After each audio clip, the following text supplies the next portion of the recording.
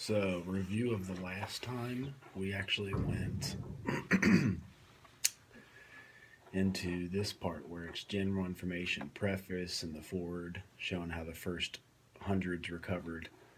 And then here in the doctor's opinion, step one, it was the first half of the first step, which is the physical craving, and also the mental obsession is where we'll begin for this round.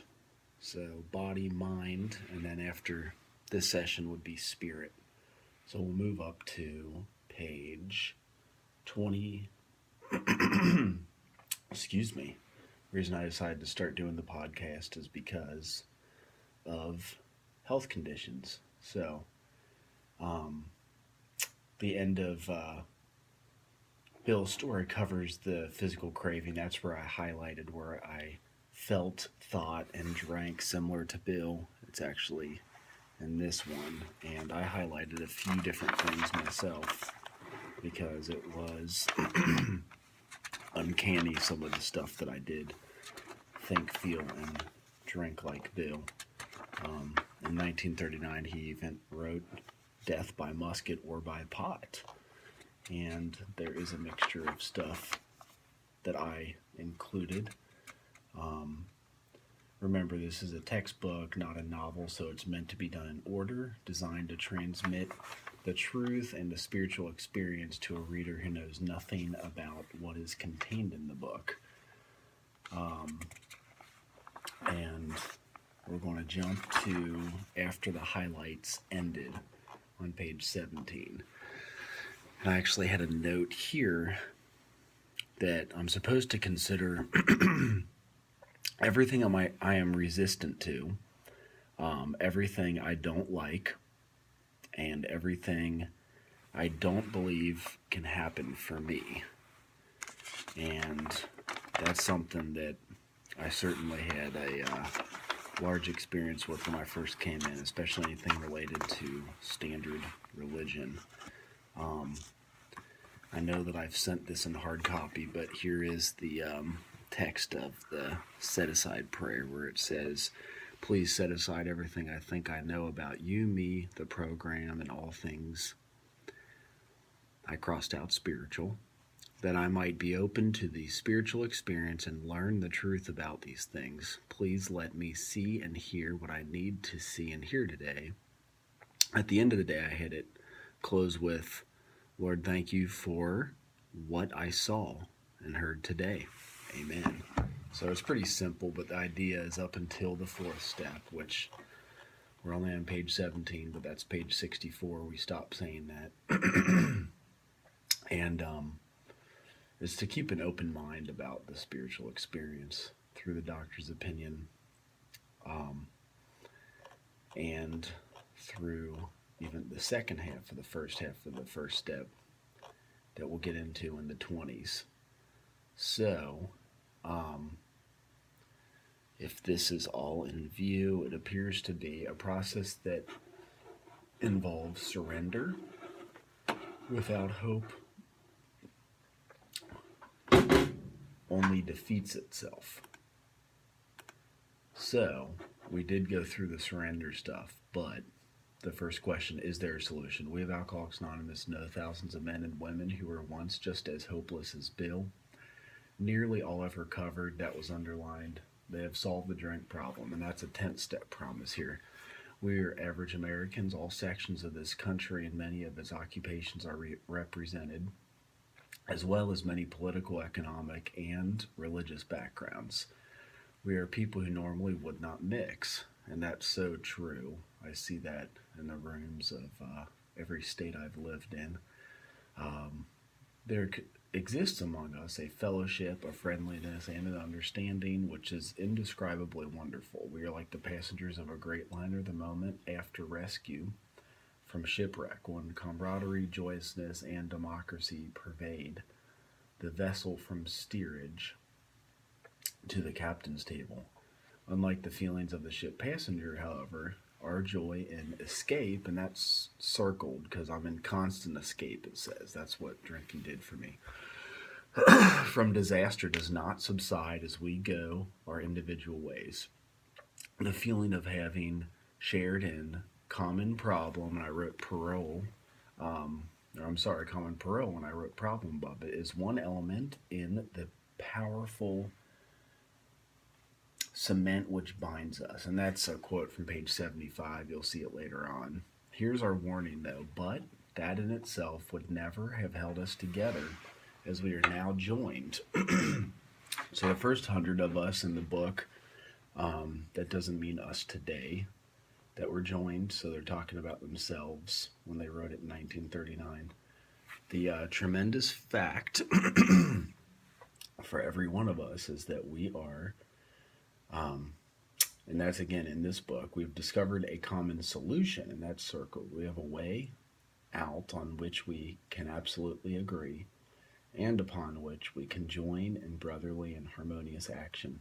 This is the great news this book carries to those who suffer from alcoholism. And so common here is defined, shared by a number of in the group and widely or generally known, and then solution is defined as an action that or process of solving problems. We also defined it in golf to flow over and enclose, because here on 18 it goes to an illness of this sort, and we have come to believe it as an illness. The cue after that, do I believe this is an illness? Do I think I even have it? Involves those about us in a way no other human sickness can. If a person has cancer, all are sorry for him, and no one is angry or hurt. But not so with the alcoholic illness, for with it there goes annihilation of all things worthwhile in life, and that's total destruction of all things worthwhile in life, engulfs, again, to flow over and close all whose lives touch the sufferers. It brings misunderstanding, fierce resentment, financial insecurity, a cue after every one of these. Did I experience this or something? This is the root of all of it. Disgusted friends, employers, warped lives of blameless children, sad wives, and parents. Anyone can increase the list. We hope this volume will inform and comfort those who are or who may be affected. Is this me? Is the question on that one. You see all the cues after that. That's where I ask the question of myself. There are many highly competent psychiatrists who have dealt with us have found it sometimes impossible to persuade an alcoholic to discuss. Was I able to discuss the situation without reserve or with honesty?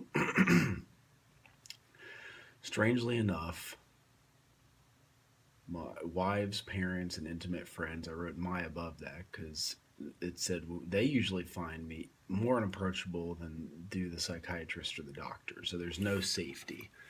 And that is the truth, that they find us more unapproachable than the doctor. We push away those that are closest to us. In this paragraph, though, it goes to conditions I have to meet to help someone. The ex-problem drinker, 1, who has found solution, who is properly armed with the facts, 2 and 3, about himself, can generally win the entire confidence of another alcoholic in a few hours. Until such an understanding of me is reached, little or nothing can be accomplished. And then here's the 12th step. That the man who is making the approach has had the same difficulty, that he obviously knows what he is talking about, that his whole deportment, which is behavior, shouts at the new prospect that he is a man with a real answer, that he has no attitude of holier than thou, nothing whatever except the sincere desire to be helpful, that there are no fees to pay, no axes to grind, and no people to please, no lectures to be endured. These are the conditions. It says, was he like me, or does he live like that? Does he live that way anymore? And does he have an answer for me? So these are the things we want to be asking ourselves throughout the book. Um, Remember, it finished with these are the conditions we have found most effective after such an approach. Many take up their beds and walk again. None of us makes a sole vocation of this work, nor do we think its effectiveness would be increased. If we did, we feel that elimination of my own drinking problem, and it says, is elimination of my own drinking problem enough, or just a beginning? I wrote next to that. Much more important demonstration of our principles lies before us in our respective homes, occupations, and affairs. Not some of us, it says all of us spend much of our spare time in the sort of effort, the work, which we are going to describe. A few are fortunate enough to be so situated they can give nearly all their time to the work, and that's the 12-step work. I do wish at times I could give all the time, but we have to make a living. If I kept on the way, I am going, and crossed it out, made it more personal with I instead of we. There is little doubt that much good will result, but the surface of the problem would hardly be scratched. Those of us who live in large cities are overcome by the reflection that close by hundreds are dropping into oblivion every day. Many could recover if they had the opportunity we have enjoyed. How then shall we present that which has been so freely given to us? Question mark, how am I going to give back and take others through the book? We have concluded to publish an anonymous volume setting forth the problem, is underlined, as we see it. We shall bring to the task our combined experience and knowledge. This book, I wrote above that, should suggest a useful program for anyone concerned with a drinking problem. Of necessity, there will have to be discussion of matters medical, psychiatric, social, and religious. We are aware that these matters are, from their very nature, controversial. Nothing would please us so much as to write a book that contains no bias, no basis for debate or contention or argument. We shall do our utmost to achieve that ideal. This is underlined. Most of us sense that real tolerance of other people's shortcomings and viewpoints and a respect for their opinions are attitudes which make us more useful to others. And that's kind of how I can get some things going to be more useful to others. It is hard at times because we all have opinions. Our lives, our very lives as ex-problem drinkers, depend on our constant thought of others and how we may help meet their needs. Why do I even do it in the first place? It says you may already ask yourself, why is this? Is it that all of us become so very ill from drinking? Question. Doubtless you are curious to discover how and why, and that's underlined, in the face of expert opinion to the contrary. We have recovered from a hopeless condition of mind and body. If you are an alcoholic, Q, am I one, who wants to get over it, Q, do I want to get over it?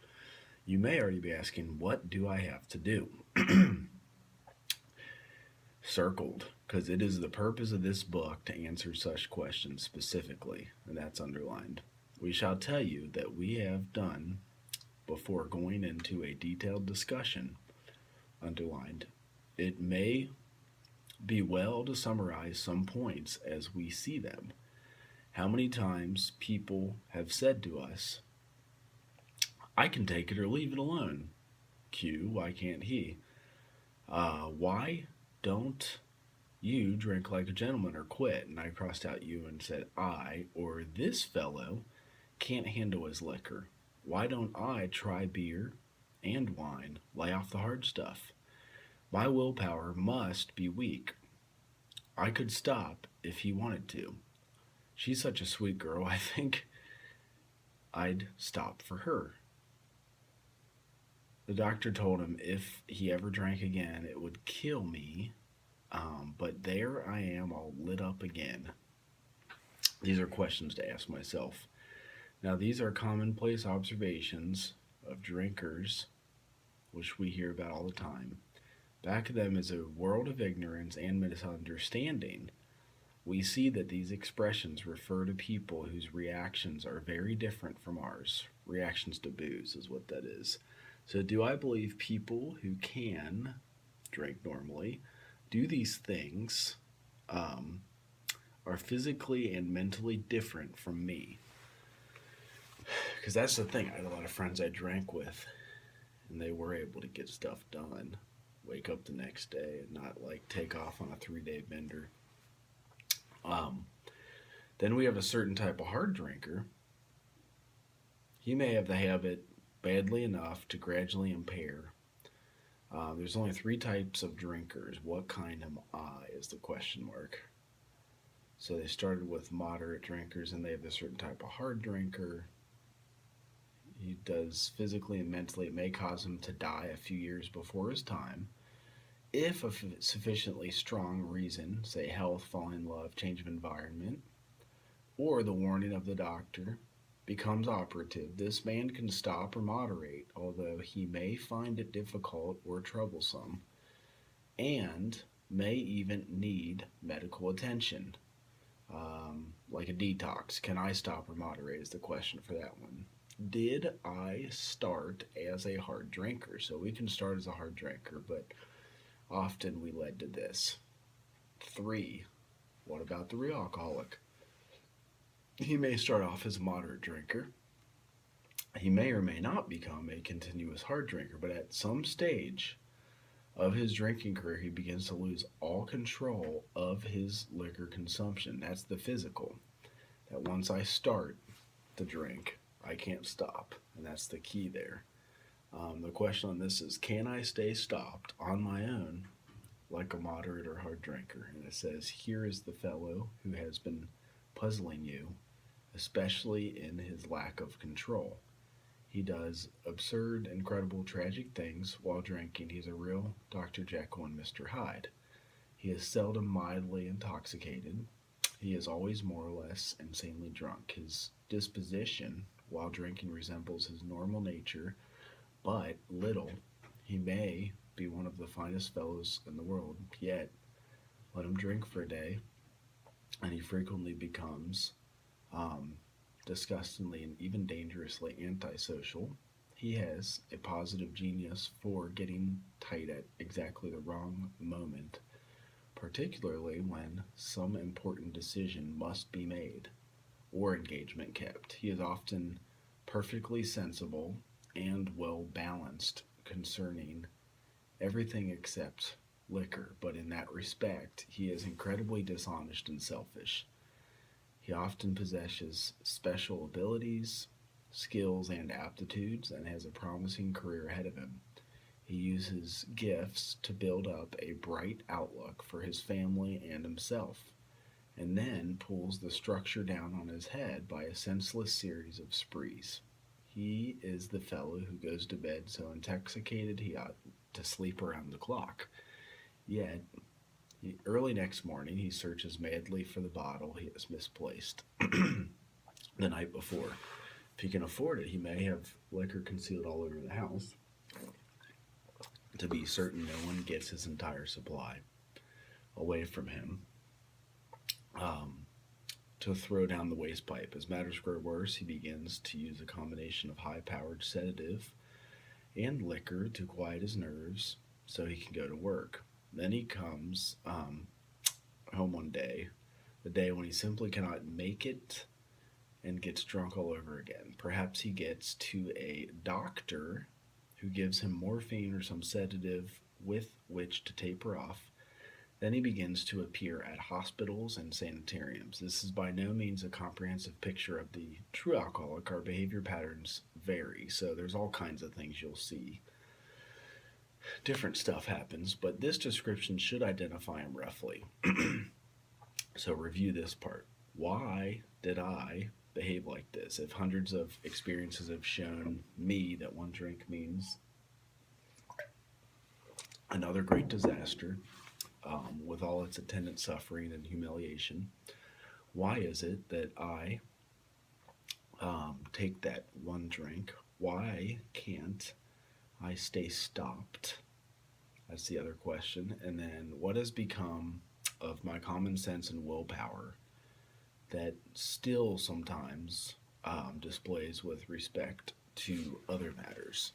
Perhaps there will be a full answer to these questions, and that's underlined, maybe someday.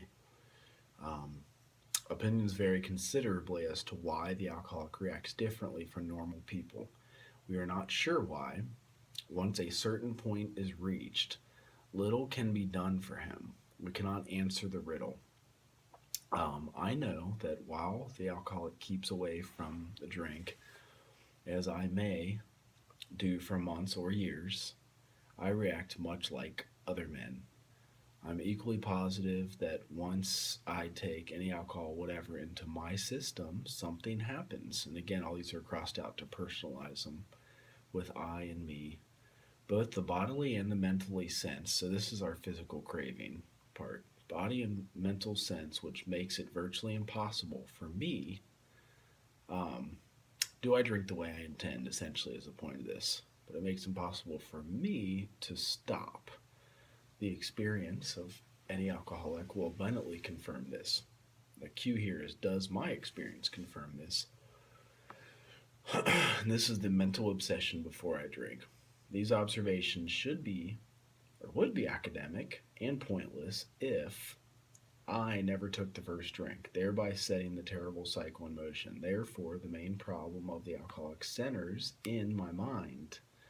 And that's all underlined because it's, again, the physical craving and the mental obsession combined. And that's all with no alcohol in the body.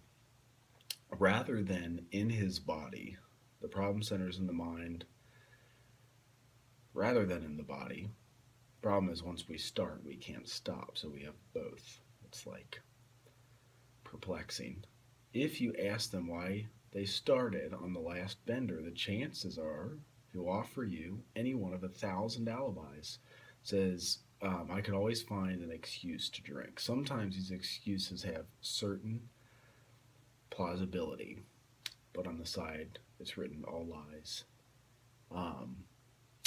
And some believability to the normal person, but none of them really make sense in the light of the havoc an alcoholic's drinking bout creates. They sound like the philosophy of the man who, having a headache, beats himself on the head with a hammer, so he can't feel the ache. If you draw this fallacious reasoning to the attention of the alcoholic, he will laugh it off or become irritated and refuse to talk. And that's if I'm shown the truth about the mental obsession. Those are all the things we do. Once in a while, he may tell the truth. And the truth, strange to say, is usually that he has no more idea why he took the first drink than you have. Some drinkers have excuses with which they are satisfied part of the time. Another question after that, am I satisfied? But in their hearts, they really do not know why they do it. Once this malady has a real hold, they are baffled. They're a baffled lot. This is the obsession that's underlined and defined. Obsession is an idea that outweighs all others.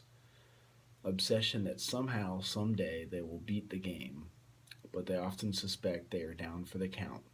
How true this is, few realize. In a vague way, their families and friends sense that these drinkers are abnormal, but everybody hopefully awaits the day when the sufferer will rouse himself from his lethargy and assert his power of will. The tragic truth is that if the man be a real alcoholic, the happy day may not arrive. He has lost, and the 3 under that is written, Is the tragic truth acceptable? Am I powerless mentally? And then why am I powerless mentally? He has lost control, so wants to stop but can't. A certain point in the drinking of every alcoholic, he passes to a state where the most powerful desire to stop drinking is of absolutely no avail. So the threat of death, even, and the fact of no choice, even, is of no avail. My will, my choice is a lot of times what I'll be saying. Like, I do what I want. This tragic situation has already arrived in practically every case long before it is suspected.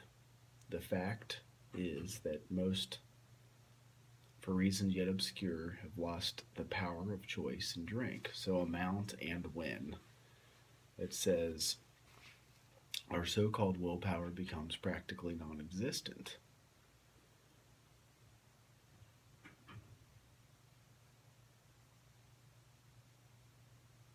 We are unable at certain times to bring into our consciousness with sufficient force the memory of the suffering and humiliation of even a week or a month ago. We are without defense against the first drink. So it says defenseless against that. On the side it says the only requirements are a desire to stop. Is that enough? And will think the drink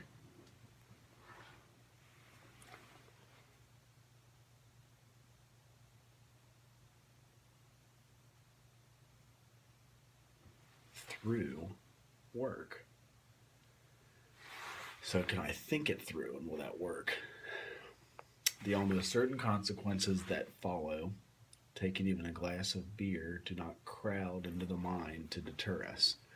If these thoughts occur, they are hazy and readily supplanted with the old threadbare idea that this time we shall handle ourselves like other people. There is a complete failure of the kind of defense that keeps one from putting his hand on a hot stove. Booze is the question after that. The alcoholic may say to himself in the most casual way, "It won't burn me this time," and that's alcoholic insanity. "Won't burn me this time, here's how." Or perhaps he doesn't think at all. How often have some of us begun to drink in this nonchalant way, and after the third or fourth pounded on the bar and said to ourselves, "For God's sake, how did I ever get started?" Again, only to have that thought supplanted by, "Well, I'll stop with the sixth drink," or "What's the use anyhow?" When this sort of thinking is fully established in an individual with alcoholic tendencies, he has probably placed himself beyond human aid. So my own defense, and unless locked up, may die or permanently go insane. And that's the alcoholic insanity. These stark, ugly facts have been confirmed by thousands, it says legions of alcoholics throughout history. But for the grace of God, there would have been thousands more convincing demonstrations. So many want to stop, but cannot. So hopeless is written after that. There is a solution. And the warning here is almost none of us like the self-searching, leveling of pride, confessions of shortcomings, which the process requires for successful consummation. These are the rules and the musts. But we saw that it really worked in others. We had come to believe in the hopelessness and futility as we'd been living it ourselves. When, therefore, we were approached by those with whom the problem had been solved, there was nothing left for us but to pick up the simple kit of spiritual tools laid at our feet. So, drunk or sober, there is that hopelessness. And then also, what is required for me to change, and it's my only solution. We have found much of heaven, and we have been rocketed into a fourth dimension of existence of which we had not even dreamed. So that's when we take action. That's why action's written next to that. And the question written next to it, have I done this before? The great fact is just this, nothing less, that we have had deep and effective spiritual experiences.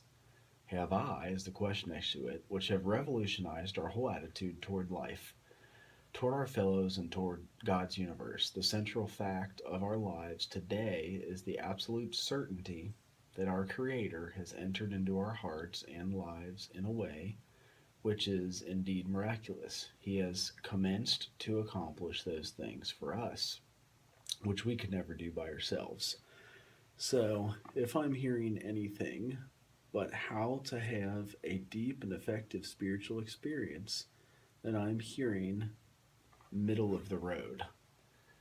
And that's to this paragraph here. It says, if you are as seriously alcoholic as we were, Q, am I, we believe there's no middle of the road solution. So check what's written on the side again. We are in a position where life was becoming impossible, and if we had passed into the region from which there is no return through human aid, we had but two alternatives. One was to go on to the bitter end, blotting out the consciousness of our intolerable situation as best we could, and the other to accept spiritual help. It's fully explained on Appendix 2, page 569, if you want to go up and look at, the paragraph above. It says, had deep and effective spiritual experiences. Fully explained on Appendix 2, page 569. This we did not because we honestly wanted to, and that's accepting spiritual help. And we're willing to make effort. So, am I and do I want to are the two main questions there. Some stories now. A certain American businessman had the ability, good sense, and high character. This was Roland Hazard. He's talking about. For years, he had floundered from one sanitarium to another. He had consulted the best-known American psychiatrist, then had gone to Europe, placing himself in the care of a celebrated physician, the psychiatrist Dr. Carl Jung. You can look up both those guys, Roland Hazard and Carl Jung, who prescribed, really he treated him psychiatrically. Though experience had made him skeptical, he finished his treatment with unusual confidence. His physical and mental condition were unusually good. Above all, he believed he had acquired such a profound knowledge of the inner workings of his mind, the ego is written next to that, and its hidden springs, that relapse was unthinkable. So he had knowledge about it. He had self-knowledge, really. Nevertheless, he was drunk in a short time. More baffling still, he could give himself no satisfactory explanation for his fall. So he's having the mental defective experience. Why do I admire people with no answer? And that's to this sentence here. He returned to this doctor whom he admired. Why do I admire people who have no answer? Probably the doctor, Carl Jung, was pretty well known, and the ego helps there. Asked him point blank why he could not recover. He wished, above all things, to regain self-control. Lost the power. He seemed quite rational and well-balanced with respect to other problems, yet he had no control, circled here, whatever, over alcohol. Why is this? He begged the doctor to tell him the whole truth, and he got it. The doctor's judgment was he was utterly hopeless. He could never regain his position in society, and he would have to place himself under lock and key or hire a bodyguard if he expected to live long. That was the great physician's opinion. Step 1. But this man still lives, and he's a free man. He does not need a bodyguard. nor is he confined. He can go anywhere on earth where other free men may go without disaster. Q, how did he do this? Provided he remains willing to maintain a certain simple attitude. Some of our alcoholic readers may think they can do without spiritual help. Let us tell you the rest of the conversation our friend had with this doctor. The doctor said, "You have the mind of a chronic alcoholic. I have never seen one single case recover." This says next to it, "Can I quit forever without spiritual help?" And you are screwed. This is the alcoholic's insanity. No single case recovered where that state of mind existed to the extent that it does in you. Question mark. Our friend felt as though the gates of hell had closed on him with a clang. The cue here is his inner concession. He conceded to his innermost self that he was a real alcoholic. He said, "Doctor,